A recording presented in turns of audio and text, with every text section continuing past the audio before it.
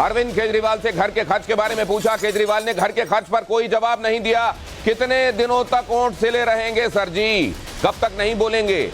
सवाल आपके सामने है, तमाम लोग पूछ रहे हैं कितने दिनों तक आप इस पर जवाब देना मुनासिब नहीं समझेंगे?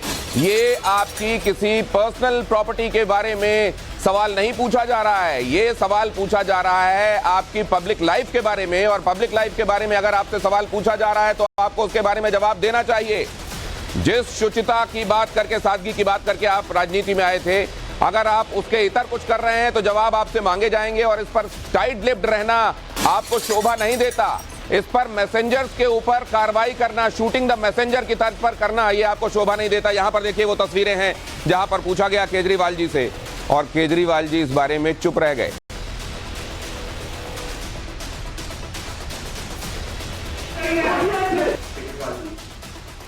कहानी हमने आपकी सुनी, एक कहानी मैं भी सुनाना चाहता हूँ। एक ढोंगी राजा था, एक ढोंगी राजा था, उस ढोंगी राजा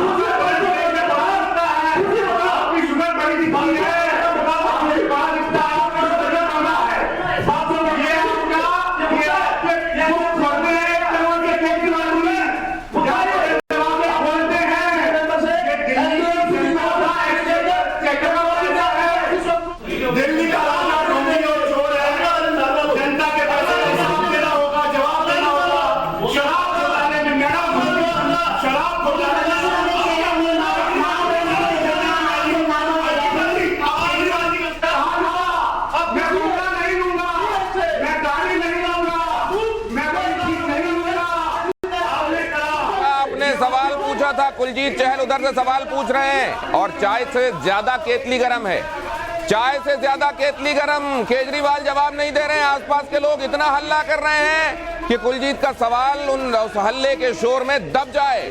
अमित आपको बताएंगे ये पूरा खेल क्या है। अमित जो है वो सामने दिख रहा है, लेकिन जरा वो भी बता दीजिए जो आंखों में नहीं आ रहा है लेकिन लोगों के जहन में आ जाना चाहिए।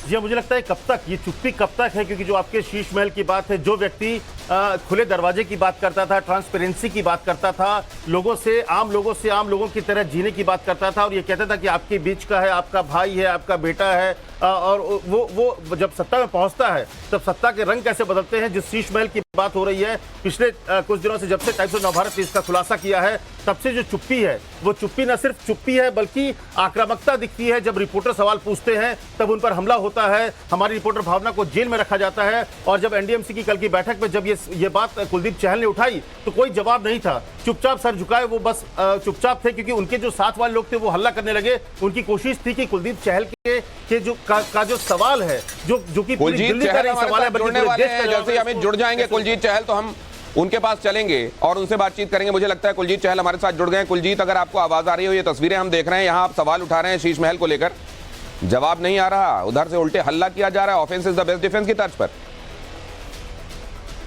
कुलजीत, आपको आवाज आ रही है मेरी?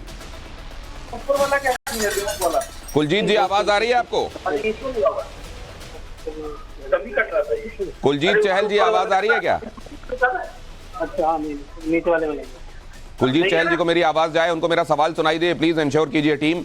लेकिन इस बीच मैं एक बार फिर से अमित के पास जाना चाहता हूं। अमित, ये दिखाई दे रहा है, देखिए मुझे लगता है इस मामले में जो स्ट्रैटेजी अब अपनाई जा रही है आम आदमी पार्टी की तरफ से, वो ये अपनाई जा रही है, शायद केजरीवाल जी ने कह दिया है कि मैं कोई जवाब दूंगा नहीं और तुम पूरे अग्रेसिव होकर तुम तमाम लोग उल्टे उन लोगों पर चढ़ दौड़ना जो तुमसे जवाब मांगेंगे। और ये दिख भी रहा है, क्योंकि जिस तरह से हमारे रिपोर्टर्स को जंतर मंतर में, जिस तरह से राकेश को उनके घर के बाहर में धक्का मुक्की की सवाल पूछना था, ये सवाल जुड़ गए हमारे साथ कुलजीत चहल। आपको भी कोई सवाल अगर पूछना हो तो प्लीज आप भी आ जाइएगा। मैं जरा उनसे ये पूछना चाहता हूं, कुलजीत आप क्या कह रहे थे? आपने सवाल पूछा शीश महल को लेकर, उधर से ऐसा चढ़ दौड़े सबके सब आपके ऊपर कि आपका सवाल उस शोर में कहीं खो जाए, ये कोशिश थी?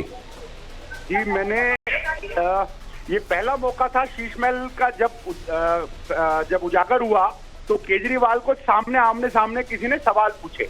मैंने केजरीवाल जी से फोटो दिखा के पूछा, ये आपका शीश महल या आपका रंग महल, जिसमें आपने 100 करोड़ का खर्चा किया है और जो उजागर हुआ उसमें आप जनता के टैक्स पेयर के पैसे को आपने लगाया, उसका जवाब दीजिए। जी। मैंने अरविंद केजरीवाल जी से पूछा, आप बड़ी बड़ी बातें करते थे आम आदमी की तरह, आप कहते थे मैं गाड़ी नहीं लूंगा, बंगला नहीं लूंगा, मेरा घर होगा तो 4 फ्लैट का होगा। अब जी। आप 100 से अधिक कमरों के मकान में शीश महल में रह रहे हैं। मैंने राइट। उनसे पूछा, जब शीला दीक्षित के आप 10 एसीओ की बात करके आप उसके पैसे के बिल को आप टैक्स पेयर का पैसा बताकर जनता को ढोंगी बाबा के रूप में बेवकूफ बनाते थे, आज जब आपके यहाँ ओपन हुआ है ये, तो उसके बारे में बताइए। तो केजरीवाल जी चुप थे, पर उनके माथे से पसीना बह रहा था, डर दिख रहा था जनता का कि मैं कहां फंसा हूं। जवाब देते हुए डर रहे थे। तो मैंने दोबारा केजरीवाल जी से पूछा, मैंने आप मित्र बताते हैं कि आपका आजकल बीपी हाई डाउन है क्योंकि आपका पर्दा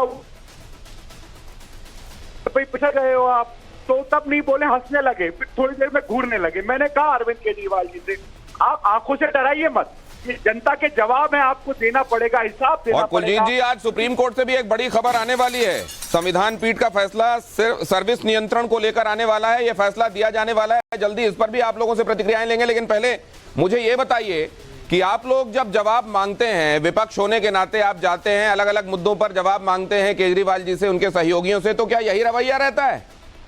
ये उनका डर भय में और लग रहा है। मैंने उनसे ये भी कहा कि आप भी अंदर जाएंगे मनीष सिसोदिया जी की तरह, तो उनके जवाब नहीं थे। उनका जवाब का रवैया दिखता था कि एक तानाशाह, एक राजमहल में, शीश महल में बैठा हुआ राजा जिसे जनता के पैसे की फिक्र नहीं है, और ढोंगी राजा। मैंने उनको कहानी भी सुनाई ढोंगी राजा की, किस तरह ढोंगी राजा ने दिल्ली की जनता का बेवकूफ बनाया, झूठे वादे किए, और उस आज शीश महल में ढोंगी राजा और उनकी पत्नी बच्चों के साथ दिल्ली की जनता की गाड़ी कमाई पे ऐश आराम कर रहे हैं। तो अभी उनके पास जवाब नहीं थे, और जब ज्यादा जवाब पूछने लगे तो खड़े होके भाग गए, डर के भाग गए केजरीवाल। मुझे ये